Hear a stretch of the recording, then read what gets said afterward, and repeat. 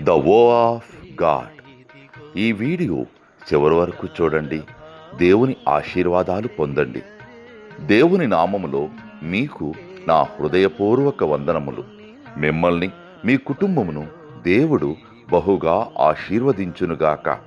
ఈరోజు మీ రాకపోకలి యందు మీరు చేసే ప్రతి పనిలోనూ దేవుడు మీకు తోడుగా ఉండునుగాక. మీరు ఊహించిన అద్భుతాలు, ఆశ్చర్యకార్యాలు ఈరోజు మీ దేవుడు మీ జీవితంలో చేయునుగాక. ఈరోజు నీ దేవుడు నీతో మాట్లాడే మాట,